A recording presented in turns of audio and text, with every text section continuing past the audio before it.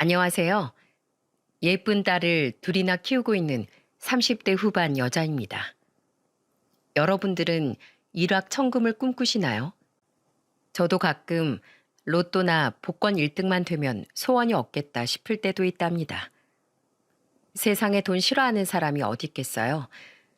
자본주의 사회에서 돈이야 많을수록 편하게 생활할 수 있으니까 돈이야 있으면 좋다고 생각합니다. 하지만 현재에 만족하지 못하고 돈에 미쳐버리면 불행이 닥쳐오는 건 순식간이더군요. 돈에 미쳐 집안 말아먹은 두 인간을 보면서 정말 혀를 내둘렀습니다. 돈에 미쳐서 눈 돌아가 있는 사람 얼굴 본 적이 있으십니까? 사람이 무언가 중독이 된다는 건 참 무서운 일인 것 같아요. 특히 돈을 벌겠다면서 성실하게 일하는 것도 아니고 도박에 미쳐 있다면 정말 답도 없습니다. 옛말에 도박에 미친 사람은 손이 잘려도 발로 도박을 한다는 말도 있지 않습니까? 진짜 도박에 미친 인간이 무슨 짓까지 하는지 제 사연을 보면서 간접 경험해 보세요. 얼만큼 속이 터지는지 느껴보실 수 있을 거예요. 처음 결혼할 때만 해도 저희 집안이 많이 기울어지는 결혼을 했습니다. 저는 간호조무사로 일하다가 친구 소개로 학원 강사였던 남편을 소개받아 연애하다가 결혼 준비까지 하게 됐어요. 그때만 해도 저희 아버지가 하던 사업이 어려워지면서 정말 온 가족이 어렵게 지냈었죠. 그래도 어머니가 감자탕 가게를 운영하고 계셔서 그나마 겨우 살았던 것 같아요. 하지만 집안의 가장이었던 아버지 사업이 흔들리니까 그리 넉넉한 상황은 아니었어요. 그런데 그런 시기에 결혼 준비하다 보니까 저도 난감하기도 했습니다. 그 어려운 상황에도 늘 대장부처럼 씩씩했던 어머니는 절 다독이면서 말하기도 하셨어요. 주경아, 너 너무 기죽지 말어. 결혼할 때 조금 부족해도 사람 인생은 아무도 모르는 거야. 결혼식만 하고 나면 다음 인생은 없어? 그런 거 아니잖아. 네 아버지도 재기해보려고 노력하고 있으니까 아무 걱정하지 마. 늘 대장부 같던 엄마는 어려운 상황 속에서도 가족들을 다독이셨어요. 그래서 아버지도 상황은 힘들었지만 희망을 잃지 않고 다시 사업을 정상화시키려고 고군분투하고 있었답니다. 그래서 더더욱 온 가족이 똘똘 뭉쳐 위기를 극복하려고 힘을 모으고 있었어요. 이런 친정엄마의 대쪽 같은 파워는 상견례 자리에서도 밀리지 않았답니다. 사실 상견례 자리에서 시모와 친정엄마 사이에 불꽃 튀는 신경전이 있었어요.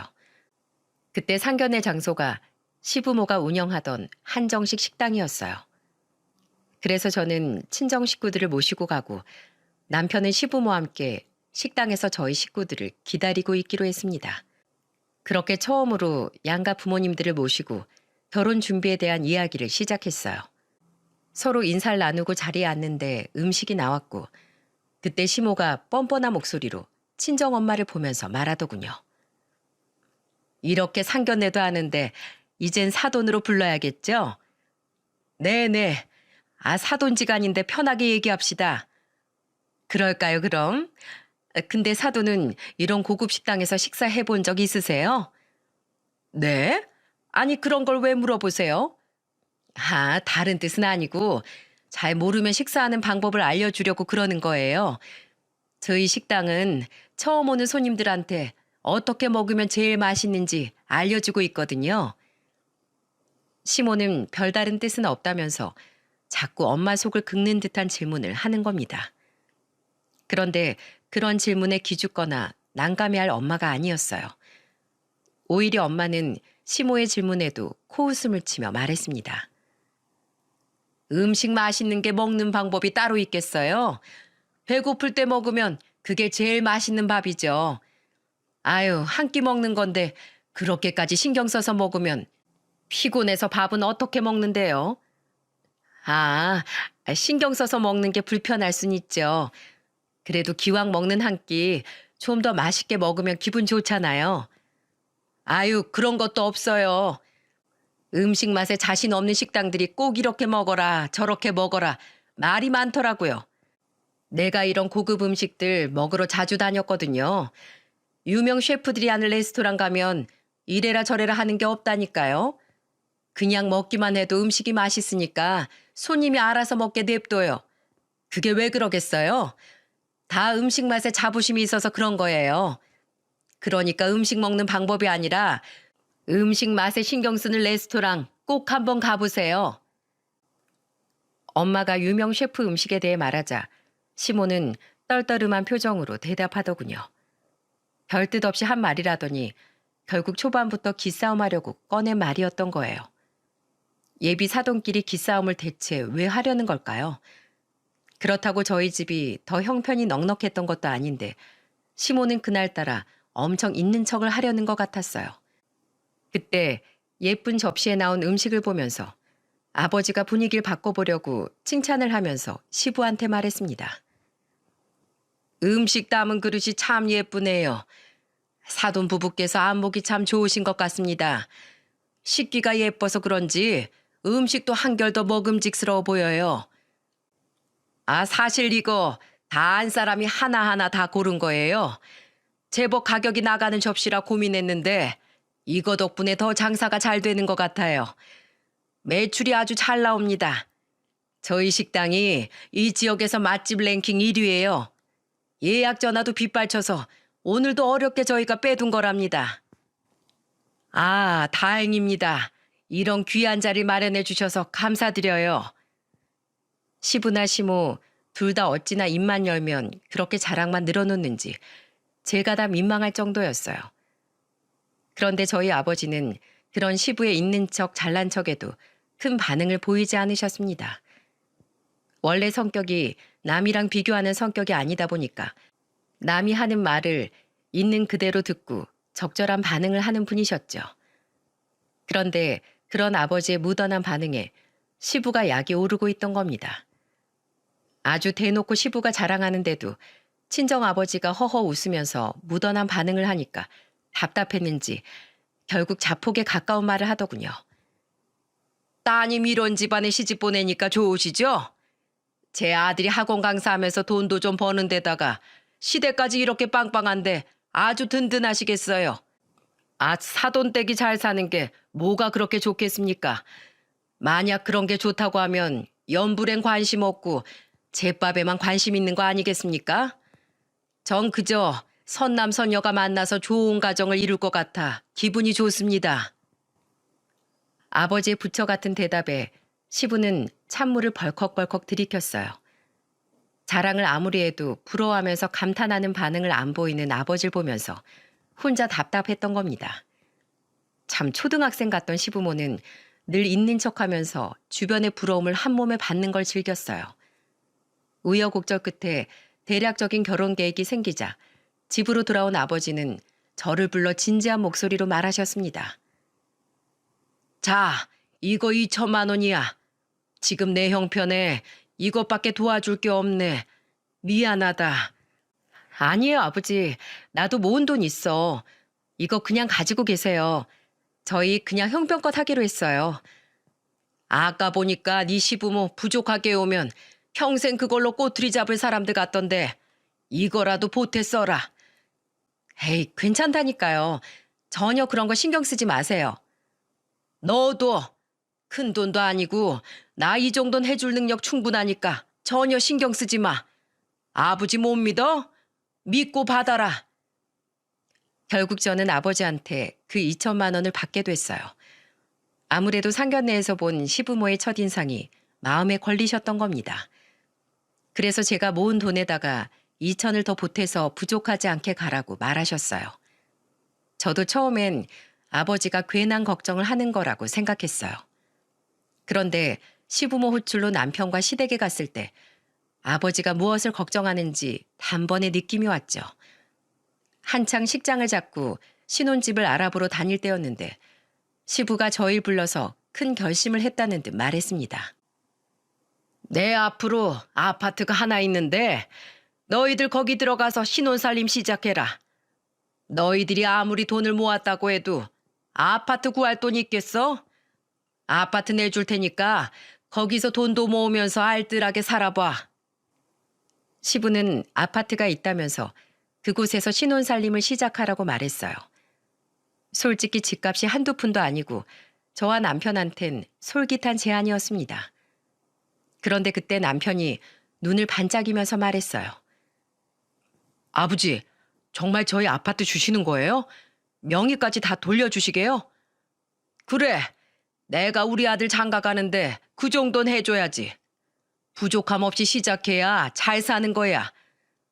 아버지, 정말 감사해요.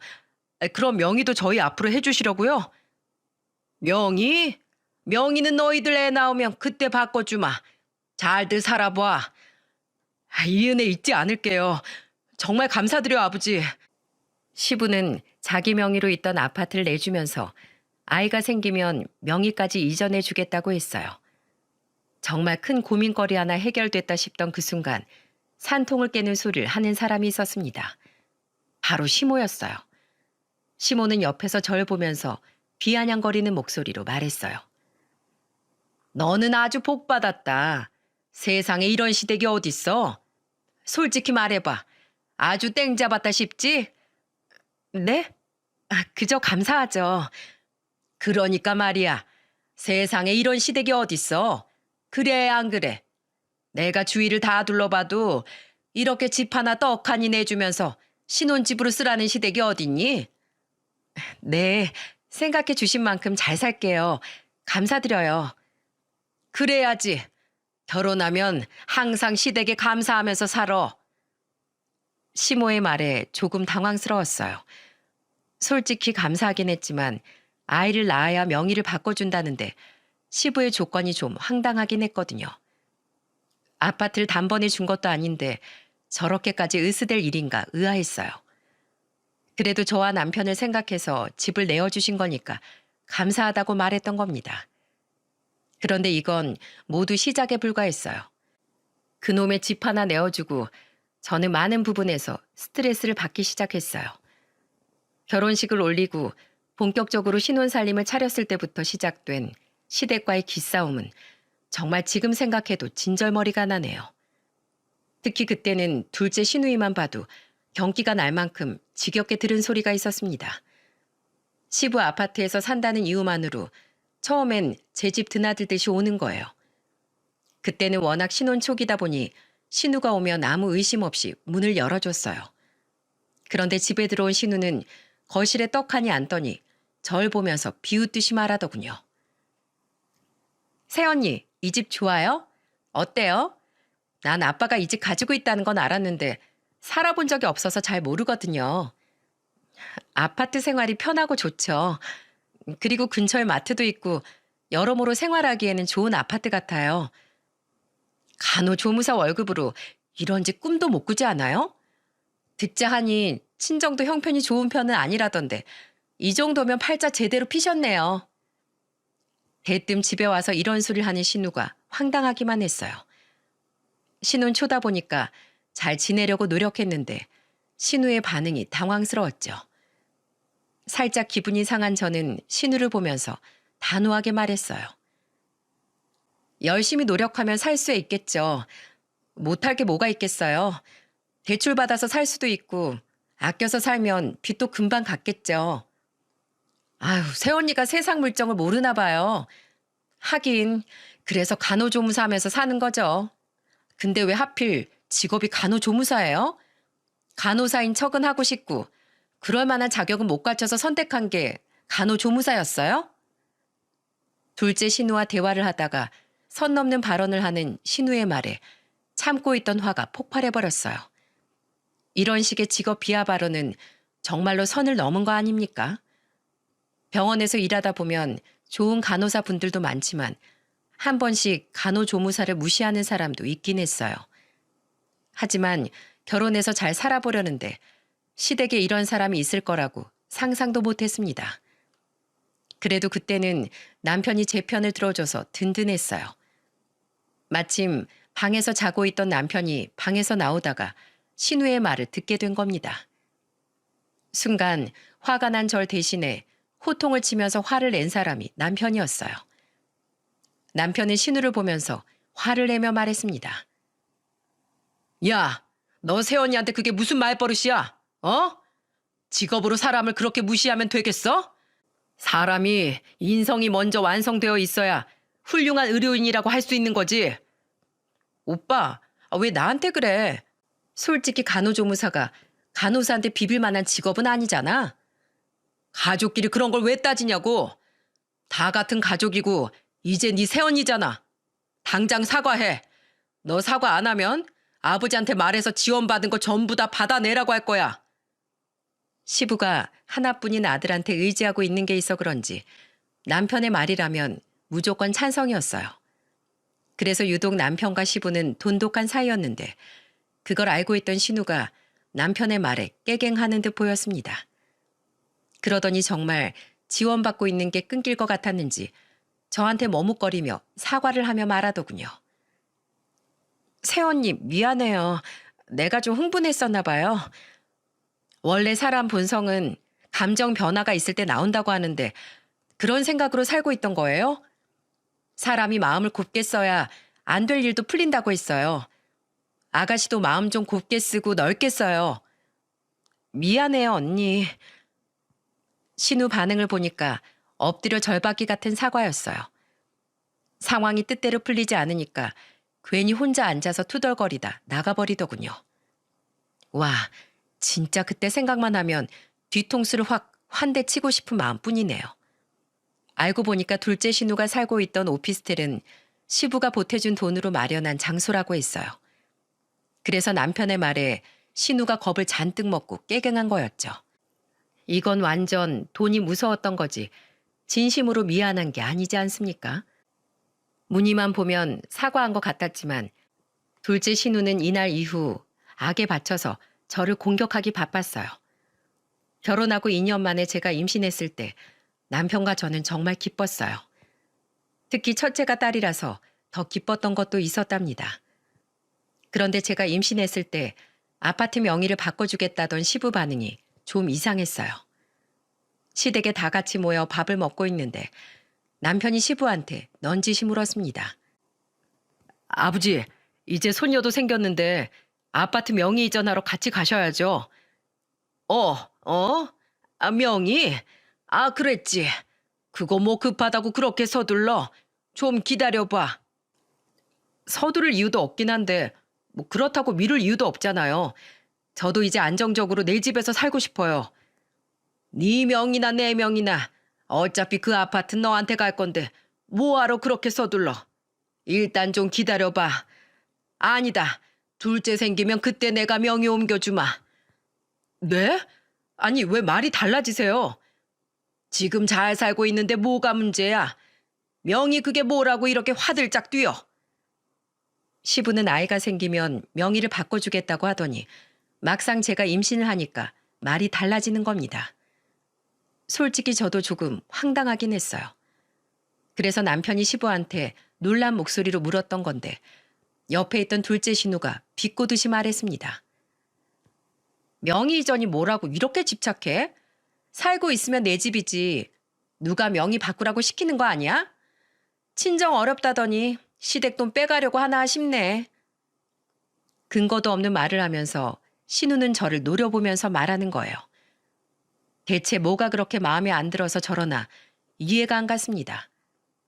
그냥 신우는 제가 간호조무사라는 게 마음에 안 들었던 거예요.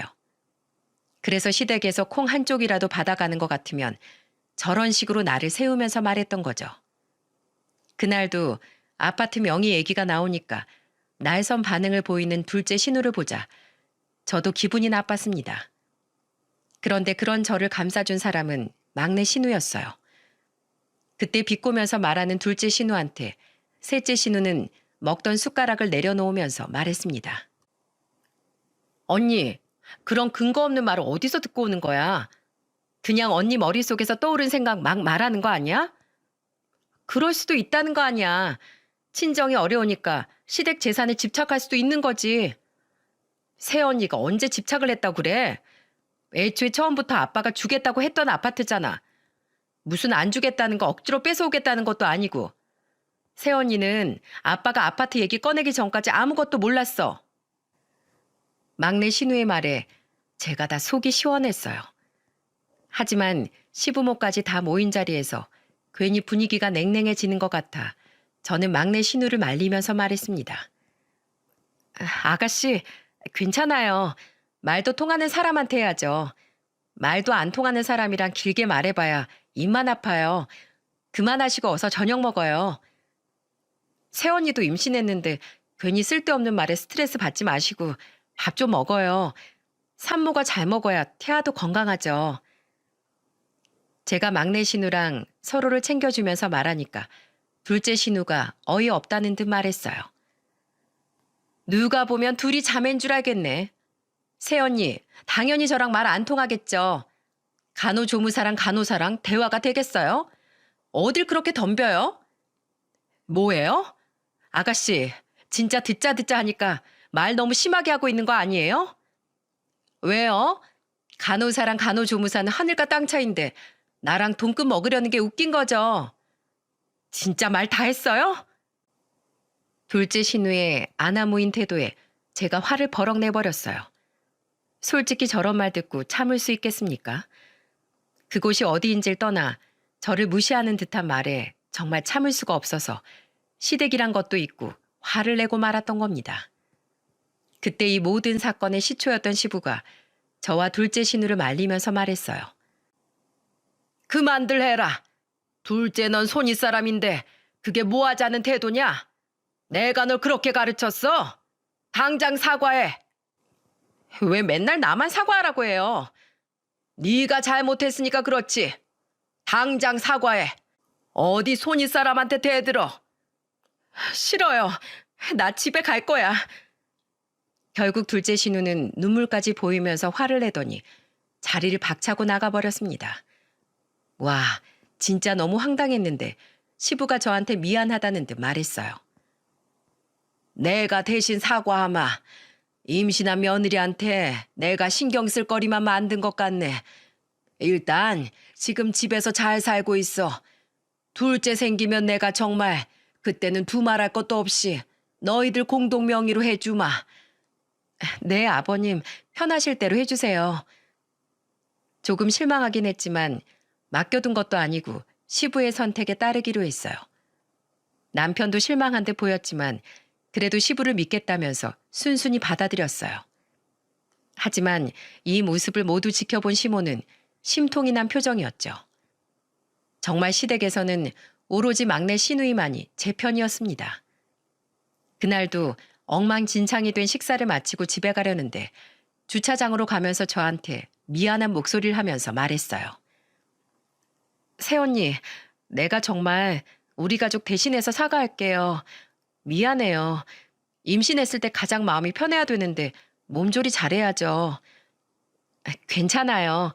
난 아가씨가 내 편 들어주는 것만으로도 정말 든든해요. 시댁에 이렇게 진심으로 내 편 들어주는 사람이 있는 건 저뿐일걸요? 나도 우리 아버지 말 바꾸는 거 좋아하는 사람인 거 너무 잘 알아서 절대 도움 안 받고 살아요. 괜히 이런 한 장이라도 도움받았다가 나중에 더 큰 거 내놓으라고 노발대발 할 것 같아서요. 뭐 며느리한텐 다르겠지만 자식한텐 뻔해요. 알고 보니까 막내 신우는 둘째 신우와 달리 집안에서 일절 지원을 안 받고 있었어요. 회사원이었던 막내 신우는 아껴 살고 있던 거였습니다. 한 푼 두 푼 모아 전세 구해서 살고 있었는데 한 가지 특이한 게 주소를 시댁 식구들이 아는 사람이 없다는 거였어요. 혹시 모를 상황을 대비해 주소를 알리지 않았다는 말에 조금 놀라긴 했습니다. 그렇게 결혼 2년 만에 딸이 생긴 기쁨도 잠시 저는 시댁의 큰 분란을 알아버렸고 그 끝을 알 수 없는 싸움이 시작된 것만 같았습니다. 그리고 그 시작에는 시모도 한몫했어요. 제가 출산을 하고 아이를 키우다 보니까 병원 일을 잠시 그만두게 됐을 때였죠. 그래서 집안일과 육아를 도맡아 하면서 하고 있었어요. 그런데 시모가 그런 저를 못마땅해 하면서 매일같이 오는 거예요. 처음엔 손녀 보러 왔다길래 별 생각 없이 있었는데 올 때마다 딸이 아니라 제가 뭘 하나 감시하러 오는 것 같았습니다. 그러더니 한 번은 겨우 아이를 재워놓고 잠시 한숨 돌리고 있는데 그런 저를 보면서 비웃으면서 말하셨어요. 대출 받아서 아파트 안 샀으니까 다행이지. 네 형편에 아파트 대출까지 껴있어 봐. 병원 관두고 집에 들어앉아 이렇게 애만 보고 있을 수 있었겠어? 지금 네 팔자 좀 봐. 애 재우고 너도 쉬려고 지금 자리 잡는 거지? 왜? 거기 치우고서 이불 깔고 낮잠 자려고? 애를 재우고 거실에서 주변 정리를 하는데 저를 보면서 저렇게 말하시는 거예요. 제 사연을 듣는 분들 중에 육아를 하고 있는 분들도 계시죠? 솔직히 집에서 애 본다고 노는 것도 아니고 아이가 자고 나면 할 일이 산더미인 거 아시잖아요. 애가 먹었던 젖병 살균 소독도 하고 기저귀 치우고 분리수거에 집안 청소 등등 여기에다 쓰기도 힘든 자질구레한 일이 산더미같이 있는데 저렇게 말하니까 저도 억울했어요. 게다가 삼남매를 키워낸 시모가 저렇게 말하니까 더 서운하더라고요. 그래서 저도 모르게 시모한테 볼멘소리 하듯 말했습니다. 저 자려고 여기 치운 게 아니라요. 애기 재우고 나면 집안일 하는 게 제 일이에요.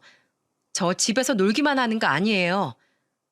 내가 왔을 때만 그러는 건지 평소에도 그러는지 내가 어떻게 아냐? 너 진짜 웃긴다. 나 있을 때만 쇼하는 거지? 대체 저한테 왜 그러세요? 저한테 불만이 있으시면 그냥 말로 하세요. 사람 피말려 죽이려고 작정하셨어요? 그래, 너 말 한 번 잘했다. 우리 둘째는 돈 달라는 소리도 지 아빠 눈치 봐가면서 하는데 넌 뭐가 그렇게 대단해서 집 하나 떡하니 차지하고 있어? 그것도 우리 집보다 한참 떨어지는 친정돈 주제. 시모 본심은 딱 그거였어요.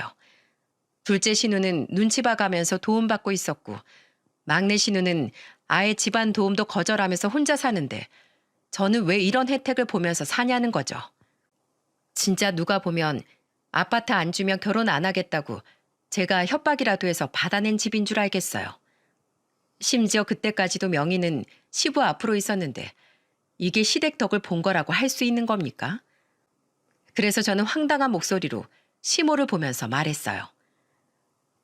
제가 아파트 달라고 한 것도 아닌데 왜 그러세요? 아버님이 아들 주신 거지 저만 보고 주신 것도 아니잖아요.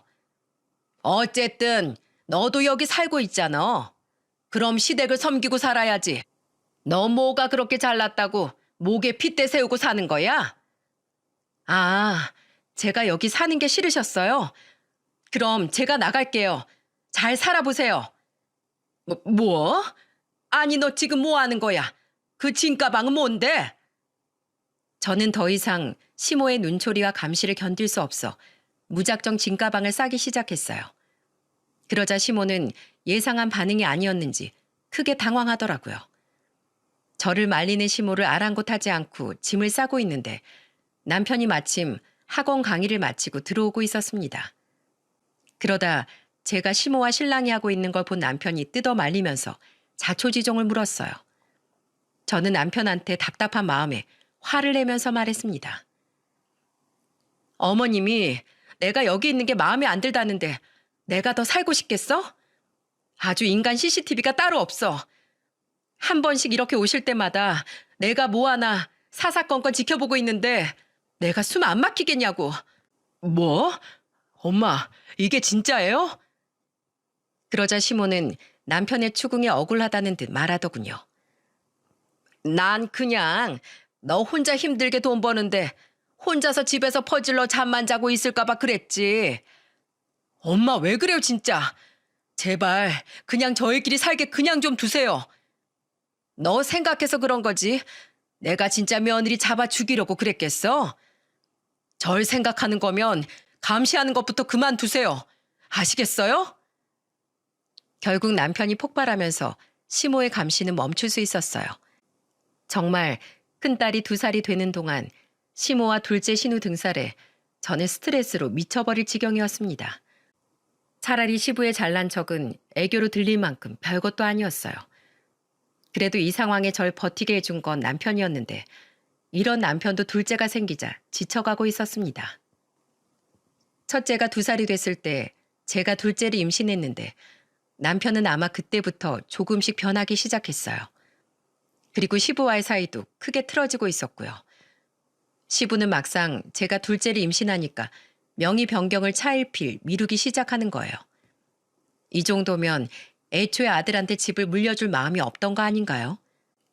저와 남편은 결혼할 때부터 아이 계획이 2명이었기 때문에 둘째를 가졌는데 시부는 그때 남편을 보면서 어이없는 소리를 했어요. 뭐? 둘째를 임신했어? 요즘 한 명도 잘 안 낳는다는데 무슨 또 둘째야? 대체 왜 그러세요? 솔직히 말하세요. 애초에 아파트 저 줄 마음도 없던 거죠? 너희가 시댁에 잘했으면 내가 안 주겠어? 넙죽 줬겠지. 저희가 뭘 못했는데요. 집안 제사 행사 다 저희가 챙겼잖아요. 작년에 어머니 아버지 결혼기념일 여행도 보내드리고 용돈도 드렸잖아요. 됐어. 모르겠고 셋째 생기면 옮겨줄 거야. 나가. 시부는 뻔뻔하게 말을 바꾸더니 오히려 남편을 탓했어요. 그때 남편은 시부한테 아파트 받기를 완전히 포기해버렸습니다. 정말 황당하지 않습니까? 저놈의 집에 전세 살면서 얼마나 무시를 당했는데 이제는 아예 입을 싹 닫아버린 거예요.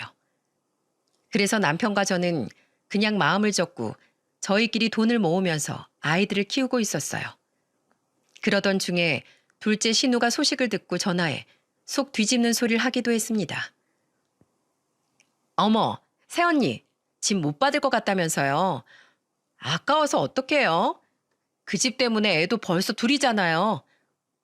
아가씨가 신경 쓸 일 아니니까 신경 끄세요. 그러니까 나한테 잘했으면 진작에 집 받았을 텐데 그러게 왜 나한테 덤벼요? 감히 간호조무사 주제에. 진짜 둘째 신우는 그 와중에도 사람 급을 나누려고 바락이었어요. 제가 그런 신우와 노발대발하면서 싸우니까 그걸 들은 남편이 대신 화를 내더니 전화를 끊어버렸어요. 그런데 전화를 끊은 남편 불똥이 저한테 튀기 시작한 겁니다. 남편이 제 탓을 하면서 말했습니다. 당신이 중간에서 잘해야지. 이게 뭐야? 매번 언성 높이면서 내 동생이랑 왜 그래? 난 뭐 싸우고 싶어서 싸워? 매번 아가씨가 나한테 뭐라고 하는지 당신도 잘 알잖아. 됐어. 그냥 말을 말자. 저는 둘째가 생기면서 남편과도 사이가 틀어지기 시작했어요. 그래도 둘째 낳고 2년을 더 나름 잘 살고 있다고 생각했습니다. 그런데 어느 날 저는 생각지도 못한 상황에 직면했어요. 낯선 사람이 집에 찾아와 저한테 언성을 높이면서 말하더군요. 이번 달까지 여기 집 비워주세요. 네? 무슨 소리예요? 여기 저희 아버님 집이에요. 누구신데 그래요?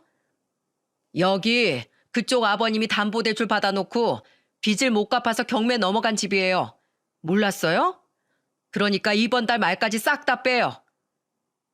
너무 황당했습니다. 처음 겪어보는 상황에 저는 남편한테 전화해 다급한 목소리로 방금 있던 일을 전부 말했습니다. 그러자 남편도 크게 당황하더니 알아보겠다고 했어요. 그렇게 시댁에 다녀온 남편은 날벼락 같은 소식을 듣고 온 거예요. 그때 남편은 망연자실한 목소리로 말했습니다. 우리 아버지가 도박을 했대. 1년 동안 집이며 식당까지 담보로 대출받아서 돈을 전부 날렸나 봐. 뭐? 도박? 아버님이 무슨 도박이야? 친구들 따라 경마장 갔다가 날렸나 봐. 우리 어떡해?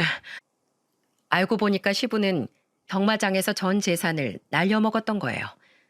어쩐지 시댁에 가면 시모 시부가 사이가 안 좋다 싶었는데 그동안 빚 때문에 둘이 사이가 안 좋았던 겁니다. 여러분, 경마장 가보셨습니까? 요즘 나이 드신 분들 경마장에 빠지면 헤어나오지 못한다는데 친구 따라 강남 갔다가 거기서 1년 만에 전 재산을 잃은 겁니다. 심지어 그 빚의 규모도 어마어마했어요. 그때 빚이 몇 억이 될 만큼 상상을 초월하는 금액이었습니다. 그래서 저희가 살고 있던 아파트까지 경매로 넘어간 것도 모자라 식당까지 전부 잃고 시댁은 쫄딱 망했어요. 그래도 갚아보려고 한식당도 권리금 제대로 받고 비싼 값에 팔았는데도 역부족이었어요. 도박으로 망하니까 시부가 꼴이 말이 아니었어요. 분명 망하기 전만 해도 항상 이발한 모습에 깔끔한 정장 차림이었는데 도박 후 거지도 그런 산거지가 따로 없더라고요. 결국 저와 남편 두 딸은 쫓기듯 집을 나와 작은 빌라로 이사를 가게 됐던 거예요. 그동안 모아둔 돈에다가 친정 부모님이 주신 5천을 보태서 구한 빌라였어요. 인생이 참 아이러니한 게 친정 부모님이 결혼 당시 망했다가 5년 뒤부터 다시 자리 잡기 시작했어요.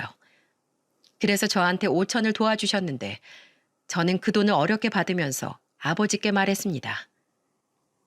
아빠, 이 돈 꼭 갚을게요. 어렵게 버신 돈이잖아요. 그러니까 꼭 갚을게요. 부담 갖지 마. 우리 딸 잘 살면 이 아빤 다 괜찮다. 그렇게 부모님의 도움으로 작은 빌라로 옮기게 됐어요. 그래도 힘든 상황 잘 넘겼다 싶었는데 그때 남편이 좀 이상했습니다. 집에서 핸드폰을 놓지 못하고 계속 붙들고 있는 거예요. 게다가 화장실에 한 번 가면 20분, 30분씩 안 나오기도 했어요. 심지어 자꾸 핸드폰을 숨기는 모습을 보면서 의심이 든 저는 남편이 화장실에 있을 때 문을 따고 그냥 들이닥쳤습니다. 그러자 저를 보고 화들짝 놀란 남편이 놀란 목소리로 말했어요. 여보, 문을 왜 막 열어? 아무리 부부라도 지킬 건 지켜야지. 대체 왜 화장실만 가면 30분, 40분 동안 있는 건데 나한테 뭐 숨기고 있지? 배가 아파서 그래.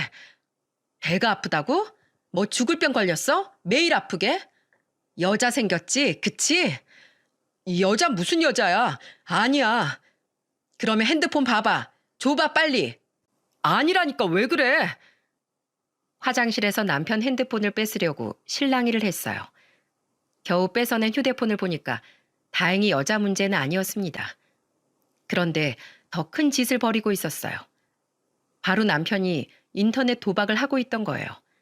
뻔히 시댁이 도박으로 인생 망친 걸 알면서도 남편은 또 직장 동료들이랑 도박을 하고 있던 겁니다. 그러면서 남편이 뭐라고 했는 줄 아십니까? 같이 일하는 동료가 50만 원을 걸어서 600만 원을 땄다는 거야. 우리 빌라 벗어나려면 그 방법밖에 없었어. 우리 집도 망했는데 어느 세월에 아파트로 다시 가냐고. 빌라가 뭐가 어때서? 당신 미친 거 아니야? 그래서 얼마나 벌긴 벌었어? 언제부터 하고 있었던 거야? 계속 남편을 추궁하자 남편은 황당한 소리를 했어요. 알고 보니까 카드 대출, 심지어는 공동 명의였던 빌라마저도 담보대출을 받았던 거예요. 그 아빠의 그 아들이라고 진짜 정신 나간 거 아닙니까? 시댁이 도박으로 망했는데 도박을 하고 있다니 미칠 것 같았어요. 남편은 4,800의 빚을 져서 5달 만에 전부 날려먹은 상태였어요. 남편에 대한 신뢰가 완전히 박살난 순간이었죠. 기가 막혀서 남편이랑 발 동동 구르고 있는데 시댁은 그런 저를 더 미쳐버리게 만들고 있었어요. 바로 가게 집 전부 처분한 시모가 이상한 결심을 한 겁니다. 저한테 어떤 일이 벌어진 줄 아십니까? 어느 날 뜬금없이 수요일 7시쯤이었는데 용달차 들어오는 소리가 들리는 거예요. 빌라 낮은 층이라 자동차 소음이 잘 들렸습니다. 창밖을 봤는데 전 누가 새로 이사 오는 것 같았어요. 그런데 차에서 내리는 사람을 보고 기절초풍했네요. 바로 시부모였던 거예요. 입이 떡 벌어져 있는데 시모는 당당하게 초인종을 누르기까지 했어요. 대체 무슨 꿍꿍인지 문을 열었더니 시모가 저한테 당당한 목소리로 말하더군요. 아유, 힘들다 힘들어. 애미야, 지금 1층에 내려가서 용달차에 있는 짐 좀 옮겨라. 네? 짐을요? 어디로요? 이번에 집이고 가게고 전부 팔아서 여기서 지내기로 했어. 우리 아들이 안방 내준다고 했는데 얼른 안방 비워라. 우리 이제 한 식구다. 이게 말이 됩니까?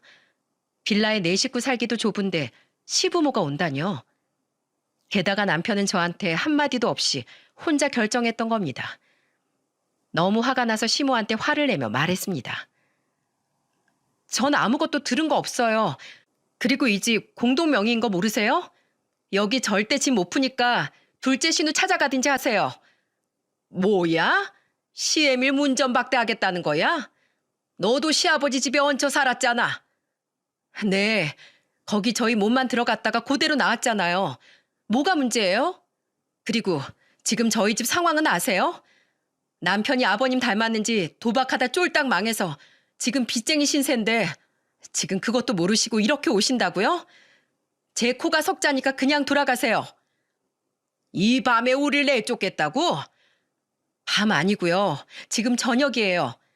용달비 내줄 테니까 그냥 가세요. 힘들면 힘들수록 같이 살아야지. 시부모도 가족인데 며느리가 이래도 되는 거야? 금방 며느리라고 그랬죠? 그럼 저 며느리 안 하면 되겠네요.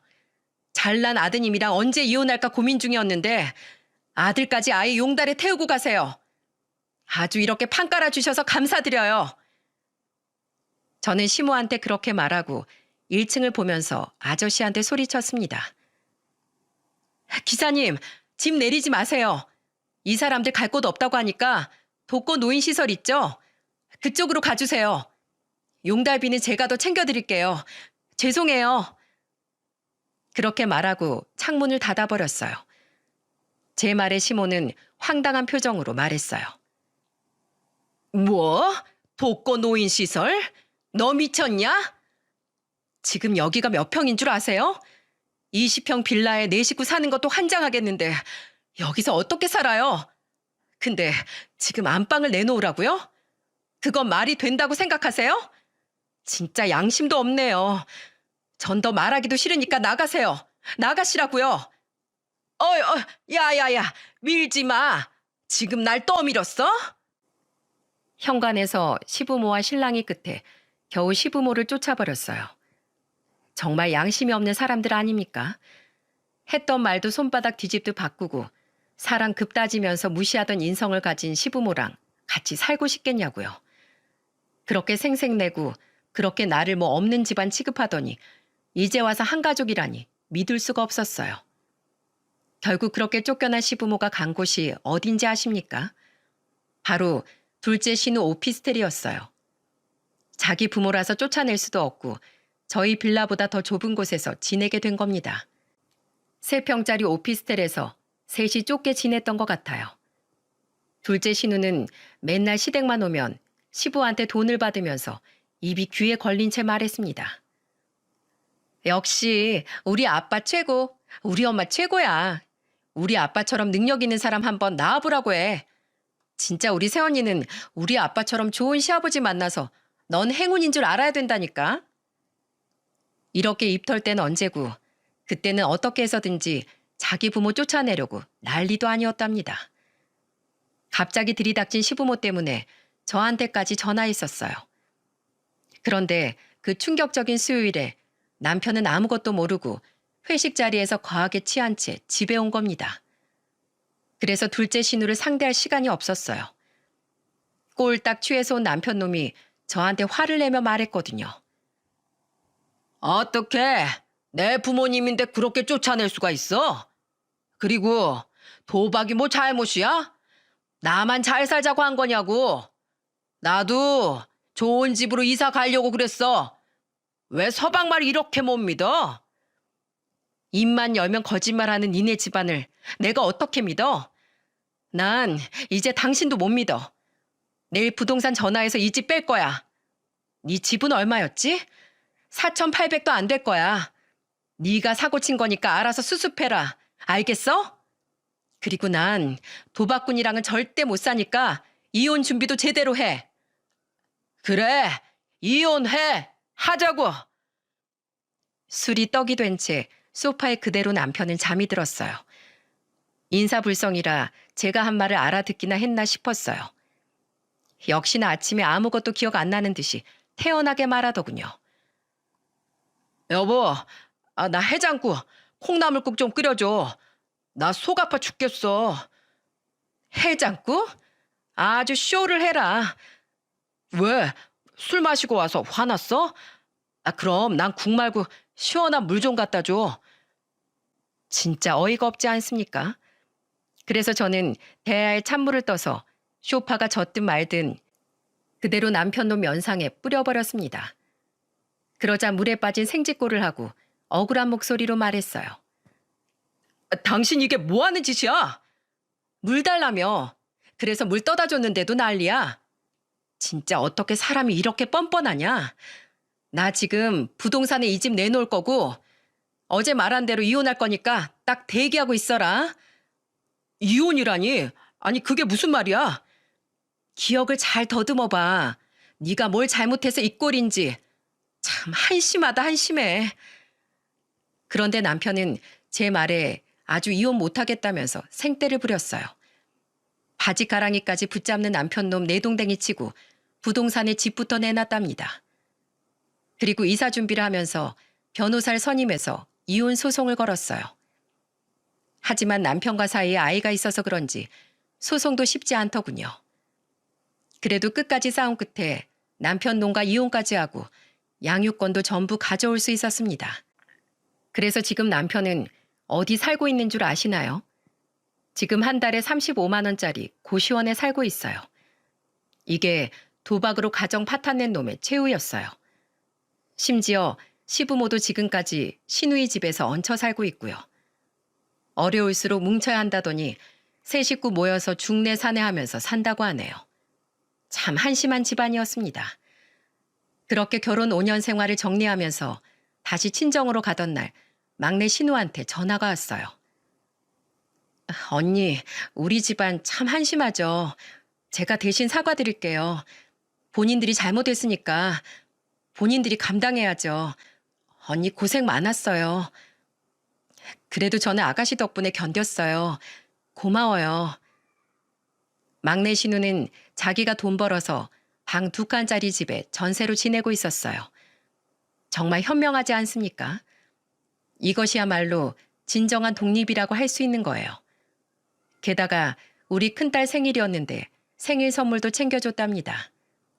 시댁이 막내 시누이만 같았어도 저는 이혼하지 않았을 거예요. 이제는 다 제 팔자라 생각하고 그냥 인정하기로 했네요. 지금은 친정에서 아이들과 잘 살고 있어서 마음의 안정을 많이 찾았답니다. 아버지 사업은 그래도 조금씩 계속 나아지고 있어서 다행이에요. 쥐뿔도 없는 놈이랑 이혼해서 양육비는 받고 있나 궁금하시겠죠? 고시원비도 못 내서 얼마 전에 저한테 고시원비 좀 내달라고 문자가 왔었어요.